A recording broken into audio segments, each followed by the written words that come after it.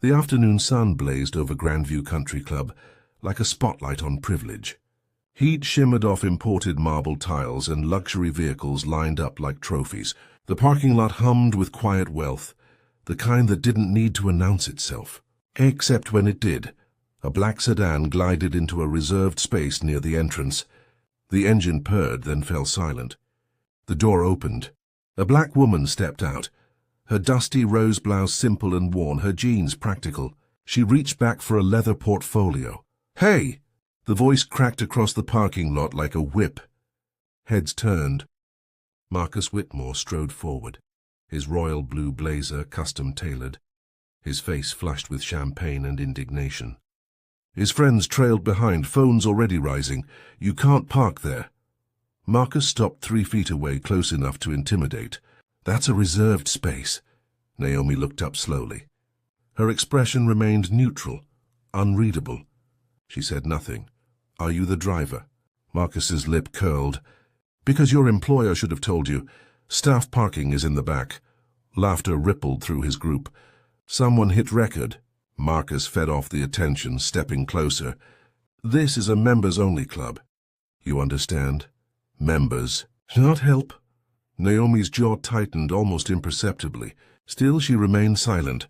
"Answer me when I'm talking to you." Marcus's voice rose. He gestured at the sedan. "Whose car is this? Who do you work for?" "I work for myself." Her voice was quiet, steady. Marcus laughed, loud and theatrical. "Right, and I'm the Queen of England." He pulled out his valet ticket, crumpled it, and threw it at her feet. "Move this car to the service area now." Naomi looked down at the ticket, then back up at him. Something flickered in her eyes. Not fear, not anger. Recognition. She was memorizing his face. "I'll remember this," she said softly. Marcus leaned in, his breath reeking of expensive scotch. "Know your place."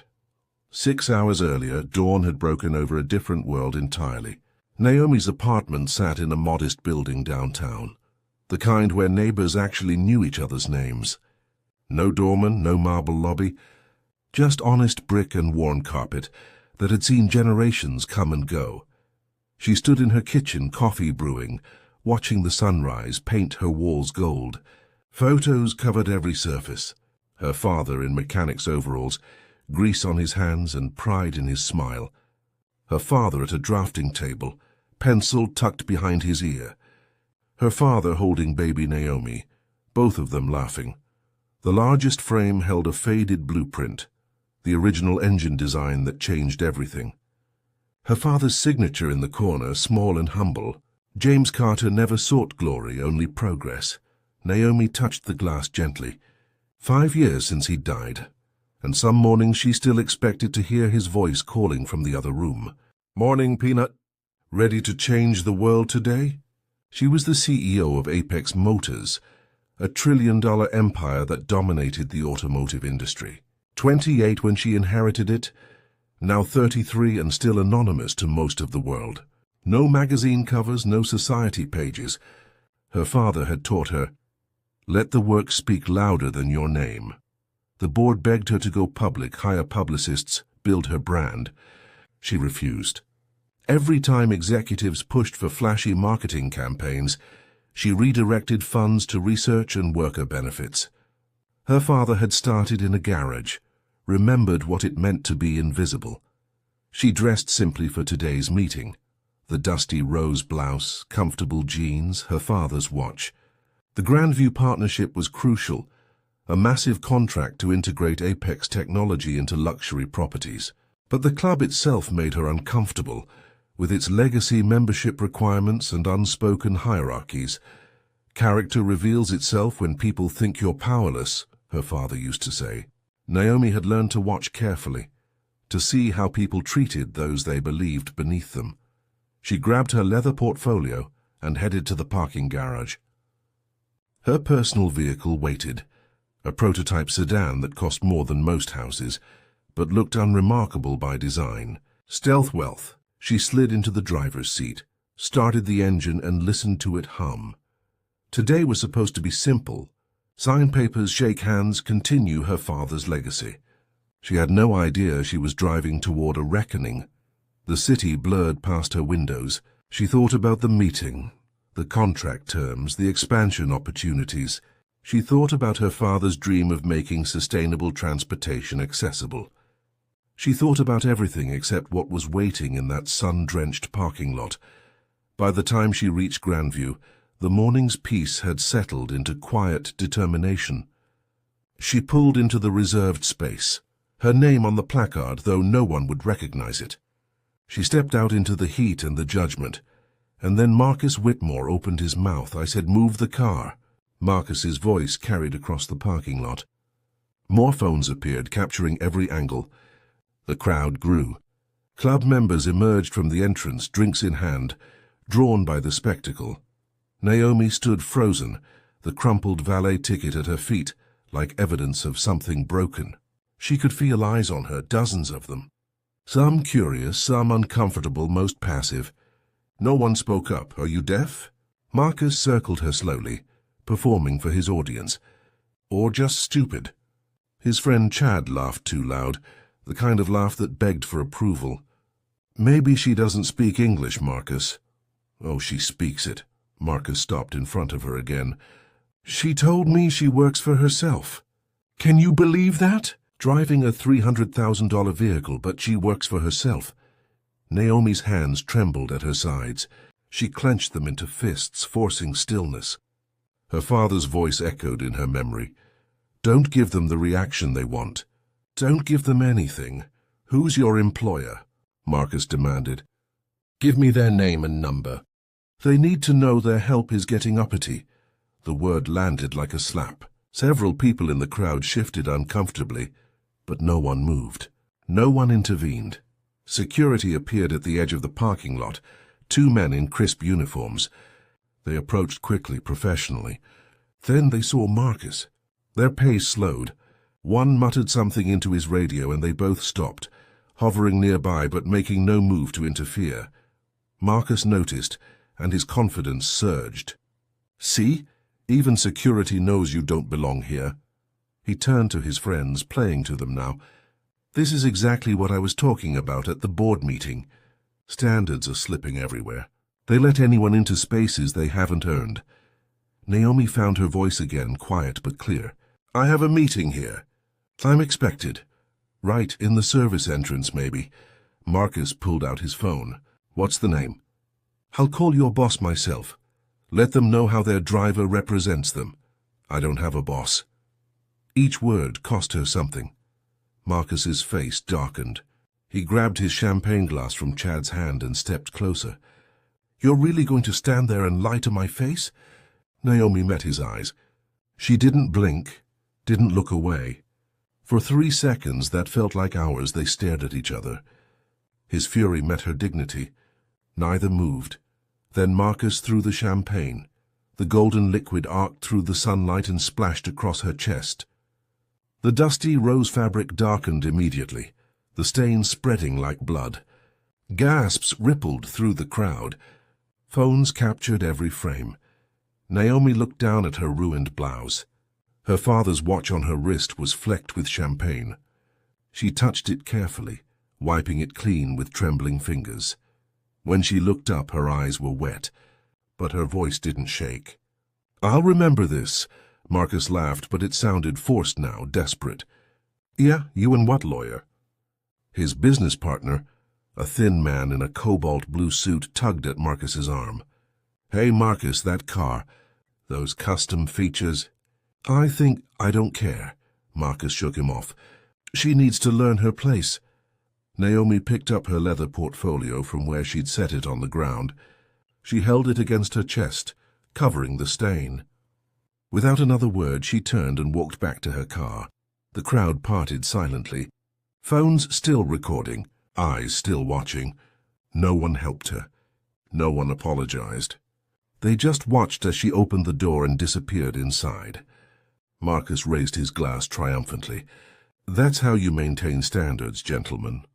The crowd laughed nervously and began to disperse. Within minutes, the parking lot returned to its peaceful hum. Luxury vehicles gleaming, marble tiles spotless. Everything perfect again. except for the video that was already uploading to 3 different social media platforms, except for the woman sitting in her car, shaking with something that went beyond rage, except for the fact that Marcus Whitmore had just made the worst mistake of his life. Inside the sedan, silence pressed in from all sides. Naomi's hands gripped the steering wheel so hard her knuckles paled.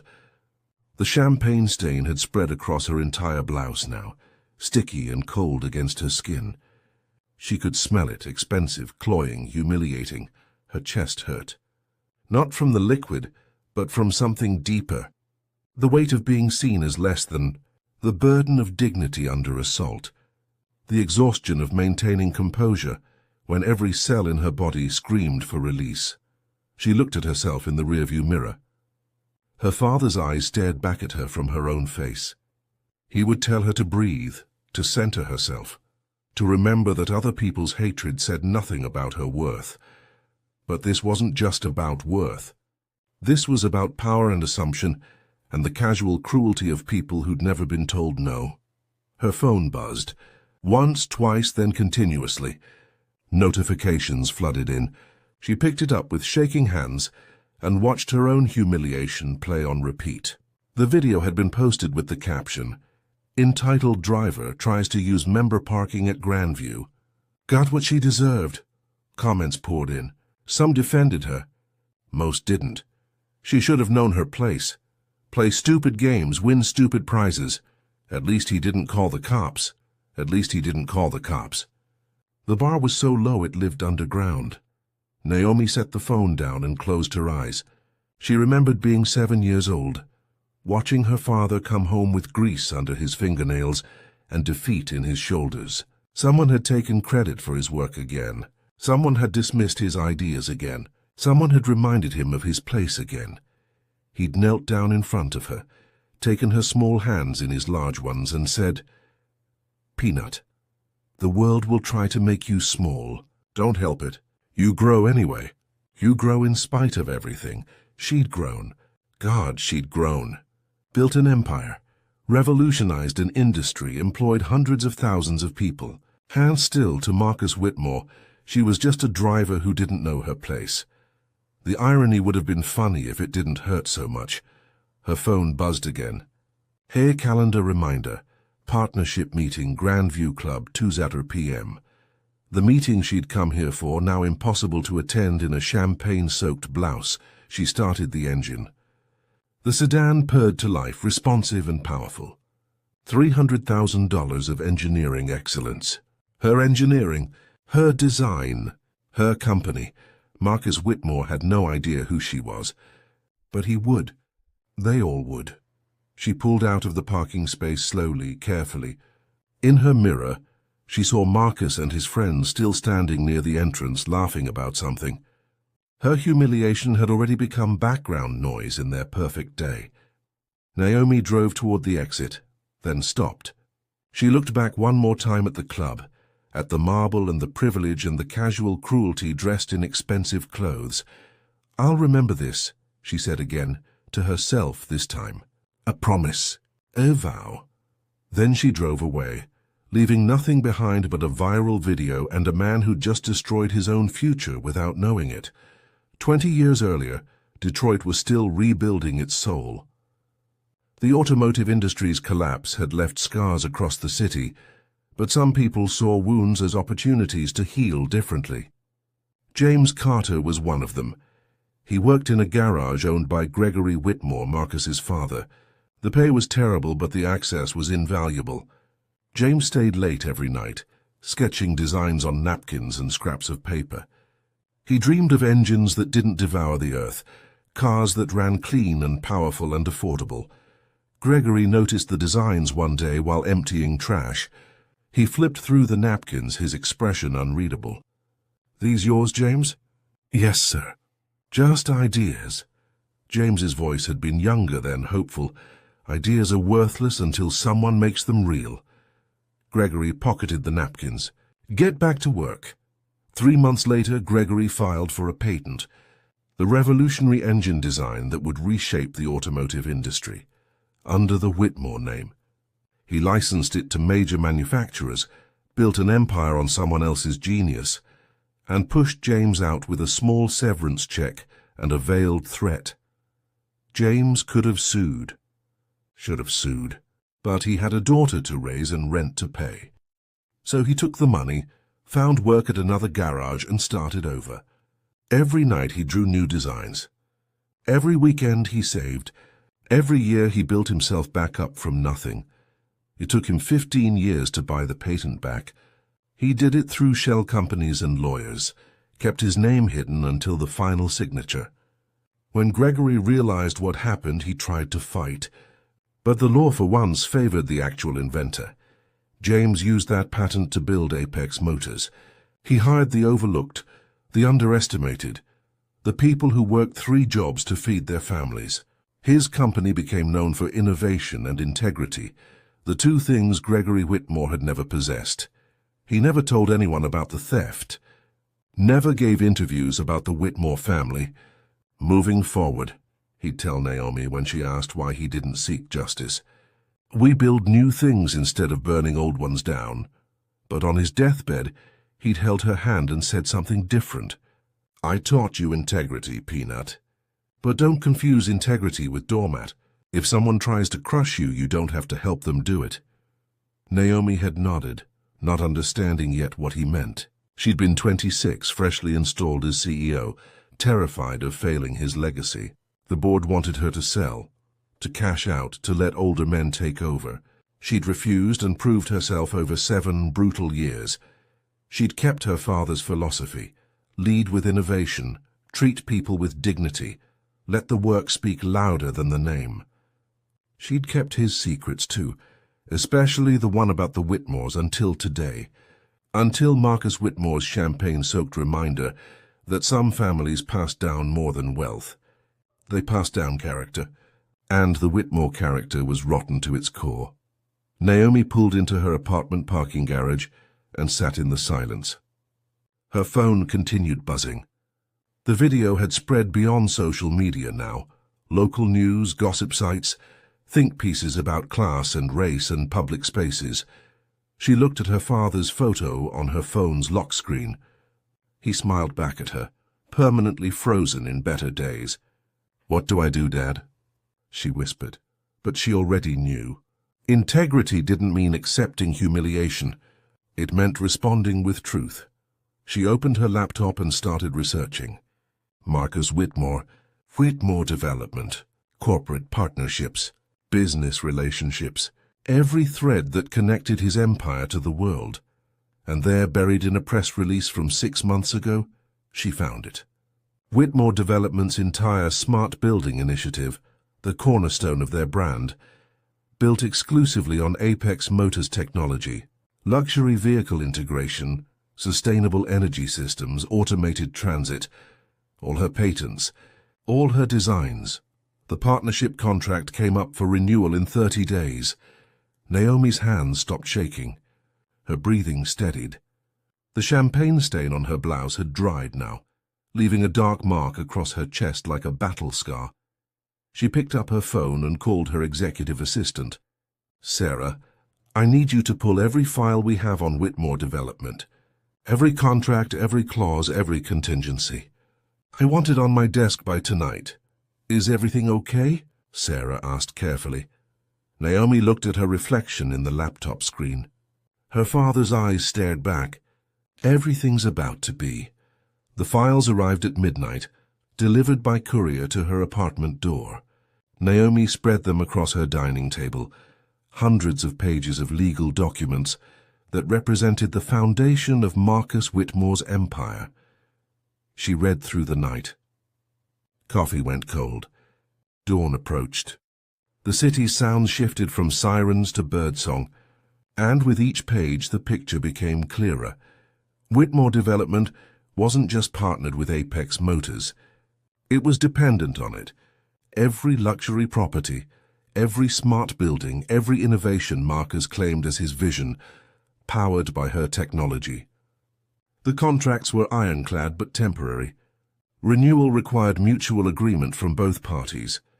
Section 47, buried deep in the legal language, made her pause. She read it 3 times to be sure. Either party may terminate this agreement without penalty if the other party's actions constitute a material breach of ethical standards or bring substantial reputational harm to the partnership. Her phone buzzed. A news alert. The parking lot video had reached 5 million views. Think pieces proliferated. Why do wealthy white men feel entitled to public spaces? The casual racism of country clubs. Marcus Whitmore's history of discrimination. That last headline made her click through. The article referenced sealed lawsuits, NDAs signed by former employees, settlements paid quietly to make problems disappear. Marcus Whitmore had a pattern. The parking lot wasn't an isolated incident. It was his character revealed. Naomi opened another folder Sarah had marked urgent. Inside was a memo from Marcus's own company, dated 3 weeks ago. His board had raised concerns about his public conduct after a charity event where he'd berated a waitress. The board had voted to implement sensitivity training. Marcus had refused.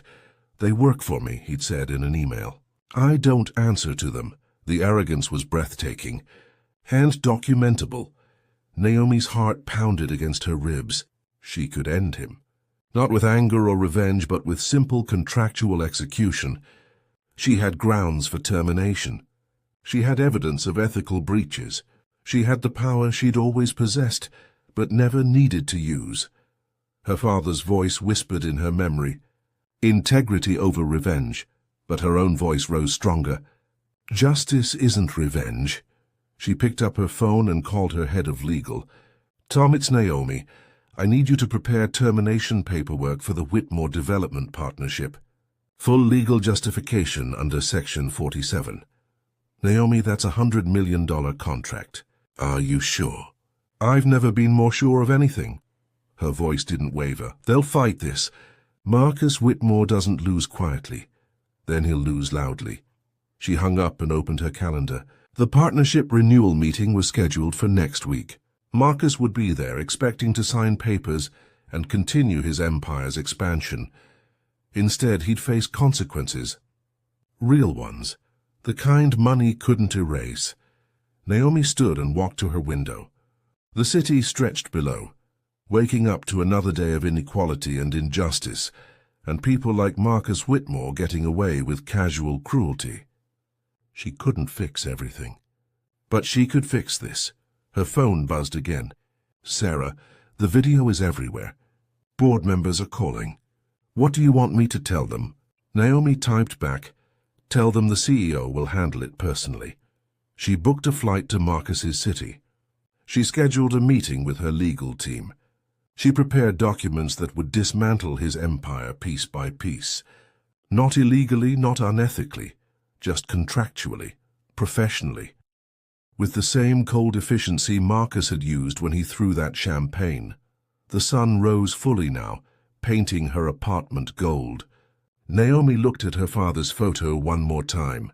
He smiled back, forever proud, forever present. "I'm not letting this go, Dad," she said quietly.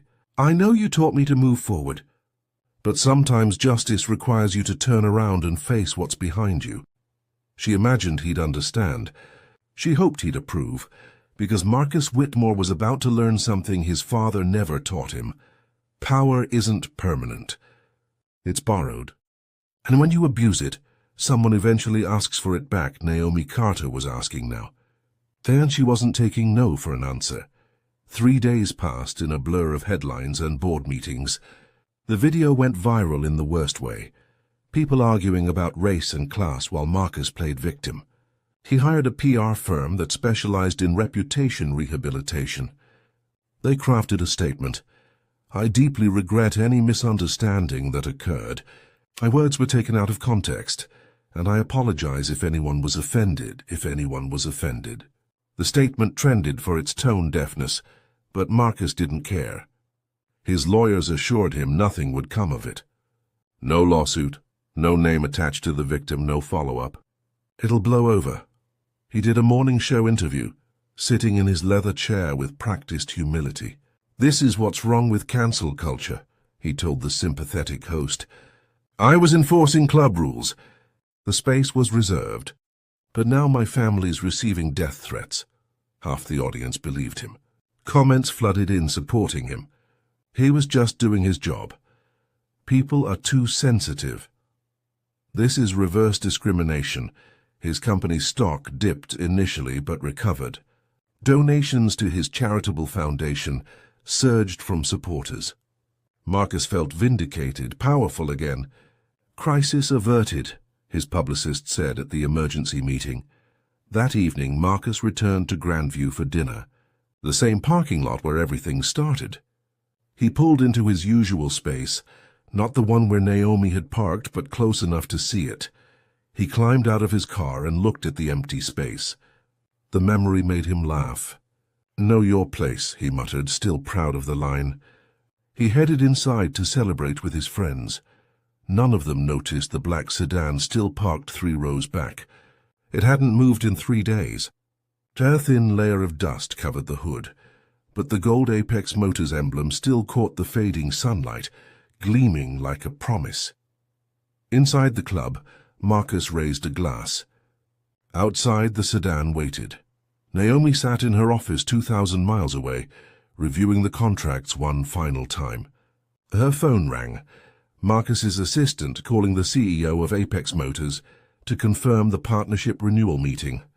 "Ms. Carter, just confirming you'll be available next week for the Whitmore renewal signing." "I'll be there personally," Naomi said, her voice steady. "Wonderful. Mr. Whitmore is very excited.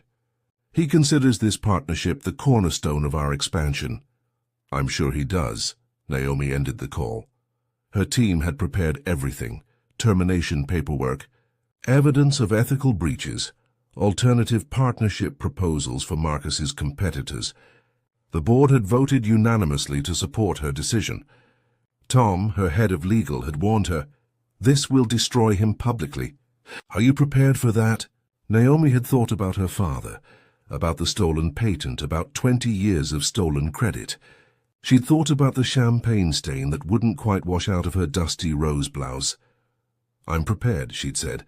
Now she opened her laptop and pulled up the viral video one more time. 7 million views. She watched Marcus throw the champagne, watched herself stand there soaking and silent. The comments debated whether she deserved it, whether she'd been uppity, whether he'd been justified. None of them knew who she was. None of them knew what she could do. Naomi closed the laptop and looked out at the city lights. Somewhere out there, Marcus Whitmore was celebrating his survival, toasting to his power, confident that nothing would touch him. She smiled, cold and certain. In the parking lot of Grandview Country Club, a security guard finally noticed the black sedan that had sat unmoved for 3 days. He approached it carefully, shined his flashlight inside. Empty, he radioed his supervisor, got an abandoned vehicle. "Should we tow it?" Static, then, "Check the registration first." The guard leaned close to the windshield, looking for identification. He saw the gold emblem on the steering wheel. Apex Motors. He froze. "Sir?" "This car. I think this is one of those custom executive models. Worth more than my house, more static. Just leave it." "Owner's probably a club member." The guard backed away slowly, as if the car might explode. He didn't know that in 1 week everyone would know exactly who owned it. He didn't know that the woman who'd driven it here had just booked a flight back.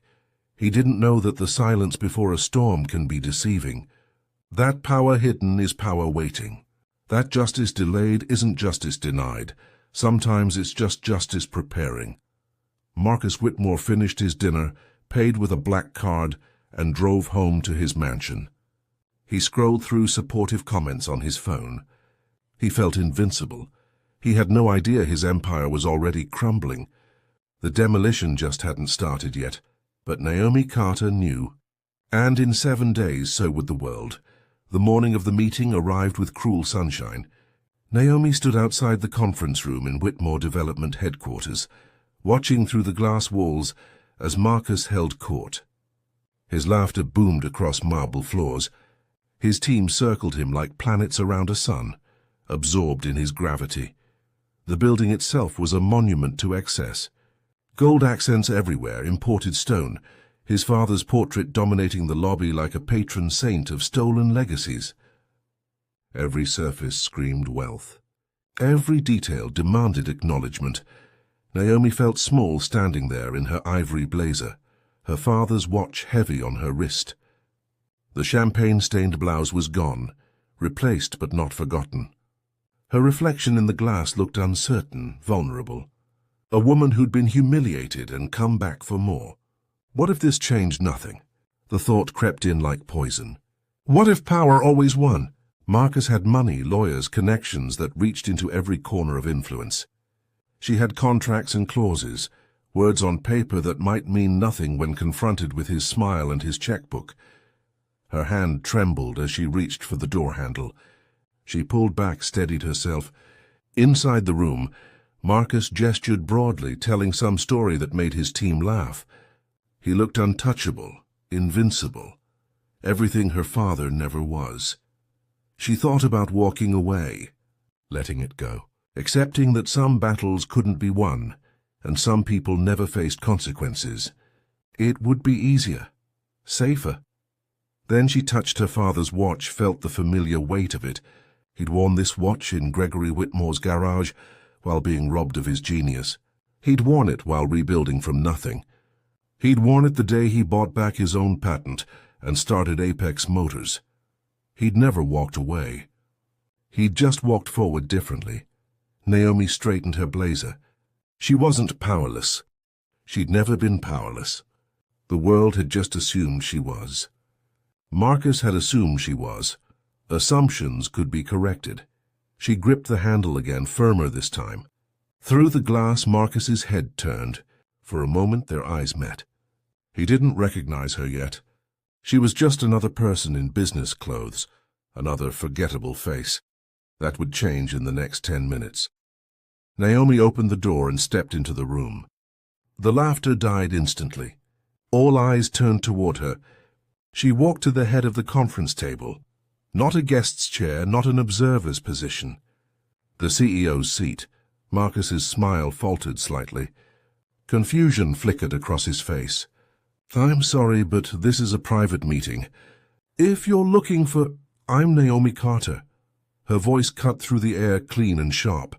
"CEO of Apex Motors." The room went silent. Marcus's face drained of color. His mouth opened, but no sound came. Behind him, his CFO dropped a pen. It clattered against the marble table like a gunshot. "You're..." Marcus couldn't finish the sentence. Naomi sat down and folded her hands on the table. "Shall we begin?" Marcus's lawyers scrambled, flipping through documents with sudden panic. His business partner, the thin man who'd tried to warn him in the parking lot, stared at Naomi with dawning horror. The assistant who'd called her office stood frozen by the door, realizing her mistake. "Ms. Carter, we weren't expecting..." Marcus's voice cracked. He cleared his throat, tried again.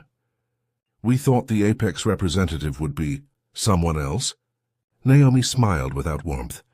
"Yes, I imagine you did." Her own lawyer, Tom, entered and distributed folders to everyone at the table. The Whitmore team opened them hesitantly. Inside, printed screenshots of the viral video. Breach of ethics clauses highlighted in yellow. Documentation of Marcus's discrimination complaints over the years. What is this? Marcus's CFO looked up, pale. "Context," Naomi said simply. "For what happens next." Tom pressed a button on the remote. The projection screen flickered to life. The parking lot video played in high definition. Marcus's sneer, his champagne throw, Naomi's dignified silence. The sound was crisp. Know your place. No one in the room moved. The video played to completion, then froze on Naomi's face. Wet with champagne and something that looked like tears but wasn't. Just fury. Controlled and cold. This man, Naomi gestured at the screen without looking at it, represents your company, your brand, your values. She paused. "Tell me, is this the partnership Apex Motors should continue?" Marcus found his voice desperate and sharp. "That was a misunderstanding. I apologized." The media took it out of context. "There is no context," Naomi interrupted. that makes humiliating another human being acceptable. No context that excuses bigotry. No context that justifies assault. Marcus laughed, but it sounded hollow. I threw a drink. That's not... Tom clicked to the next slide. Legal definition of assault. An intentional act causing reasonable apprehension of harmful or offensive contact. Below it, 3 other lawsuits against Marcus or his company, all settled with NDAs. All involving similar incidents. Marcus's legal team exchanged looks. His CFO closed her folder slowly. You have a pattern, Naomi continued, not of misunderstandings, of abuse. You abuse power because you've never faced consequences for it. She leaned forward. Until today, she nodded at Tom. He distributed another set of documents, partnership termination papers, effective immediately, citing the ethics violation clause. You can't do this. Marcus stood abruptly, his chair scraping backward. Our companies are intertwined. You'd lose millions. Read Section 47 of the contract, Mr. Whitmore. Ethics violations void all penalties. Naomi remained seated, calm. I lose nothing except a partnership with someone who believes throwing drinks at people is acceptable behavior. His business partner spoke up, voice shaking. Miss Carter, if you terminate now, our current projects will collapse. Investors will panic. Thousands of jobs, I'm aware. Naomi opened her own folder, which is why I've already negotiated with your competitors. Sterling Development and Apex Motors will honor all existing Whitmore contracts. Your buildings won't suffer. Your residents won't lose amenities. Silence crashed through the room. Future projects, however. Naomi looked directly at Marcus. That depends entirely on new leadership at Whitmore Development. Understanding rippled across the faces at the table. The board members, the executives, even Marcus's own CFO. They were being given a choice, Marcus or survival. Marcus saw it too. His face flushed red. You're blackmailing me. This is corporate extortion. This is consequence, Naomi said quietly. Something you've avoided your entire life. Marcus slammed both hands on the table. The sound echoed through the room like thunder. This is my company. My name is on the building. You can't just... I can. Naomi stood now, matching his energy but not his chaos. And I will. Unless you resign with a full statement taking responsibility for your actions. Never. The word came out like venom. Tom advanced the presentation again. This time older documents appeared, faded blueprints, patent filings, a photograph of James Carter and Gregory Whitmore, young men in a garage, one smiling and one calculating. Let me tell you a story about my father, Naomi began. Her voice filled the room with quiet power. 40 years ago, James Carter invented a revolutionary engine design. He worked for your father, Marcus. He trusted your father. Marcus's face went rigid. His legal team leaned forward. Gregory Whitmore stole that patent, filed it under his own name, built his fortune on someone else's genius. Naomi pointed at the blueprints on screen. My father spent 15 years buying back his own invention. Used it to build Apex Motors. Used it to create something honest. She clicked to the next slide herself. Modern blueprints clearly evolved from the originals. Every piece of technology in your smart buildings traces back to my father's work. Work that was stolen. Work that built your family's empire. Marcus's lawyers whispered frantically. His CFO's face had gone completely white. The board members looked at each other with dawning horror. You didn't just humiliate me in that parking lot, Naomi continued. You revealed exactly who you are. Who your family has always been.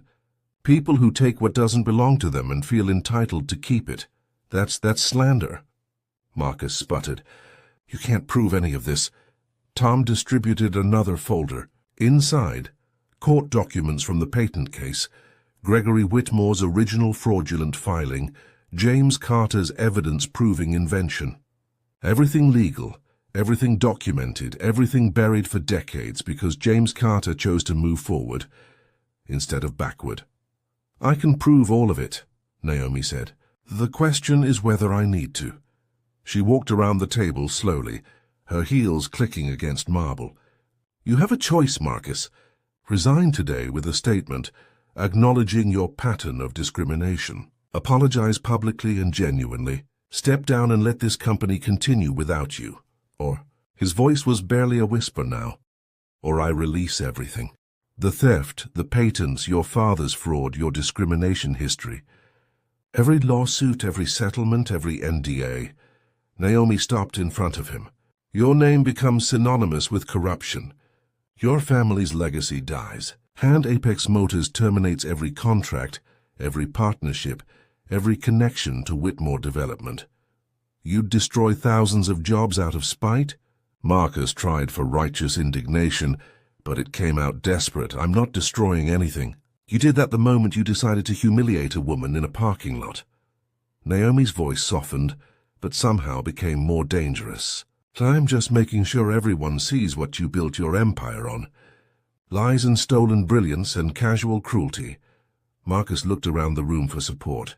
His lawyers wouldn't meet his eyes. His CFO studied her papers intensely.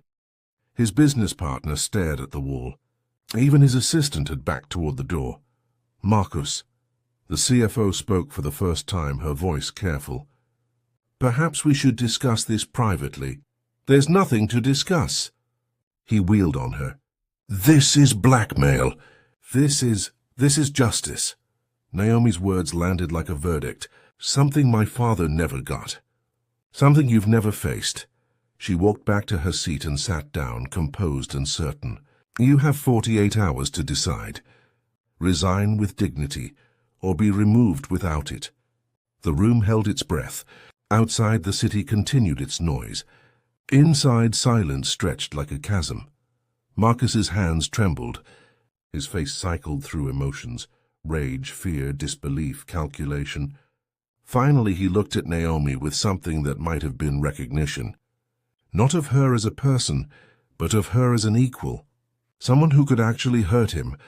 I built this company, he said quietly, all bluster gone. No. Naomi shook her head. Your father stole the foundation. You just lived in the house he built on stolen land. She stood and gathered her papers. Tom followed suit. They walked toward the door together, leaving the Whitmore team in scattered chaos. At the threshold, Naomi paused and turned back. Marcus stood alone at the head of the table, surrounded by people who would no longer defend him. My father taught me that character reveals itself when people think you're powerless, she said. You revealed yours in that parking lot. You saw someone you thought was beneath you, and you crushed them because you could. She met his eyes one final time. But I was never powerless. You just assumed I was. That assumption cost you everything. Then she walked out, leaving Marcus Whitmore standing in the ruins of his empire, finally understanding what it meant to be seen as less than, finally feeling what he'd inflicted on others his entire life, finally knowing his place. 14 days later, Marcus Whitmore's resignation letter appeared on company letterhead. It was brief, forced, legal approved. After careful consideration, I am stepping down as CEO of Whitmore Development to focus on personal growth and reflection. I acknowledge that my behavior has fallen short of the standards this company represents, and I take full responsibility. No apology to Naomi directly. No admission of racism. Just enough words to satisfy the board and save some microscopic shred of dignity. The business world barely blinked. CEOs resigned constantly. Scandals blew over. Life moved on, but Whitmore Development's board went further. They issued their own statement, a public apology to Naomi Carter, a commitment to diversity initiatives, mandatory ethics training for all executives. They announced a new partnership framework with Apex Motors, including something unprecedented, the James Carter Innovation Partnership. Every Whitmore building would carry a plaque with his name, telling the story of the stolen patent and the man who rebuilt from nothing. Every smart building system would credit the original inventor. The truth, finally visible. Naomi stood at the first plaque unveiling, watching workers mount the brass plate in the lobby of Whitmore's flagship building. Her father's face looked back from the engraved portrait. Young, hopeful, brilliant. Press surrounded her. Cameras flashed. Reporters shouted questions. She answered a few, declined most. This wasn't about her triumph. It was about his vindication. The country club called that afternoon. The board president, nervous and apologetic, offered her honorary membership. "We want to make things right," he said. Naomi declined politely. "Some spaces aren't worth entering. Thank you for the offer." She hung up and sat in her modest apartment, surrounded by blueprints and photos. The viral video had faded from headlines, replaced by newer outrages. Marcus had disappeared from public life, his social media dark, his mansion listed for sale. She didn't feel triumphant. She felt tired, relieved, free. Justice didn't always feel like victory. Sometimes it just felt like the world finally balancing itself. Her phone buzzed. Messages from people who'd seen the video, who'd shared their own stories of being dismissed and diminished. She responded to each one, offering encouragement and solidarity. This was the real work, not the boardroom confrontation, but the reminder that dignity couldn't be stolen unless you surrendered it.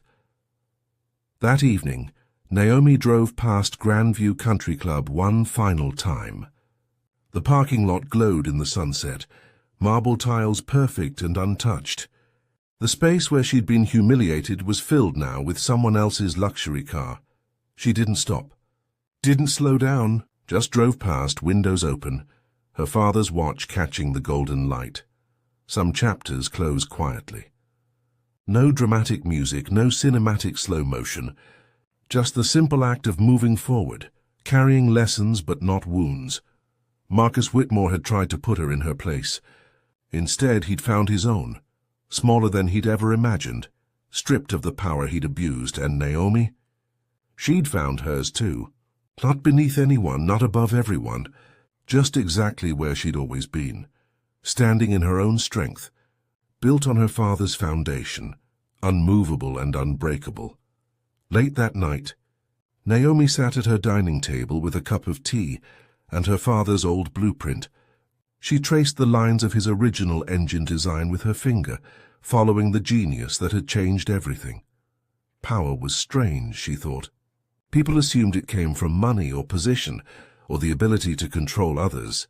But real power was quieter than that. It lived in knowing your worth when others tried to diminish it, in standing firm when the world pushed back, in choosing justice over revenge, even when revenge would feel satisfying. Marcus had wielded power like a weapon. Her father had built it like a foundation.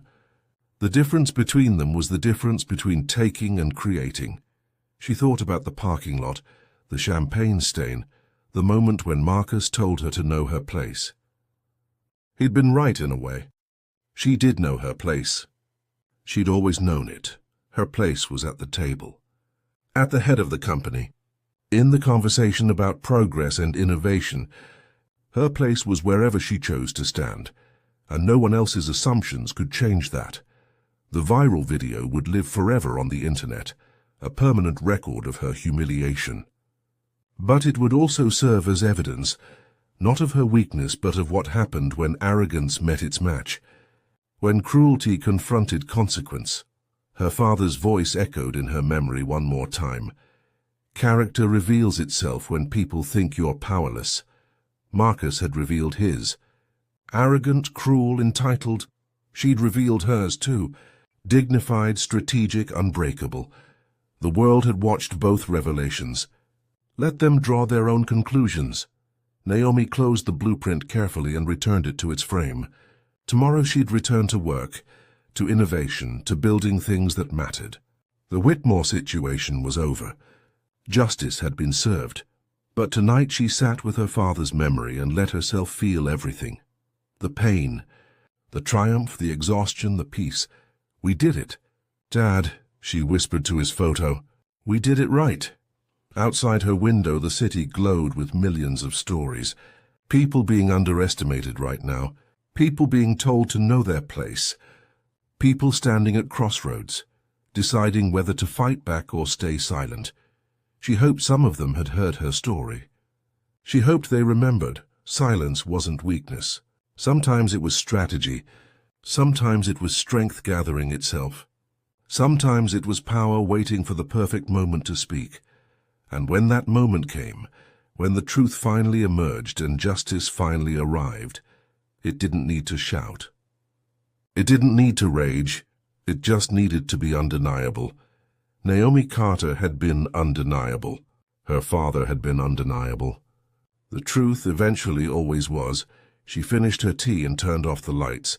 Tomorrow would bring new challenges, new people who underestimated her, new battles worth fighting. But tonight, she rested in the knowledge that she'd honored her father's legacy, not by accepting injustice, but by correcting it, not with her father's patience, but with his integrity, not with Marcus's cruelty, but with unmovable strength, not by knowing her place, but by creating it. The quietest voices can thunder the loudest when they finally speak. And when Naomi Carter spoke, the world had no choice but to listen.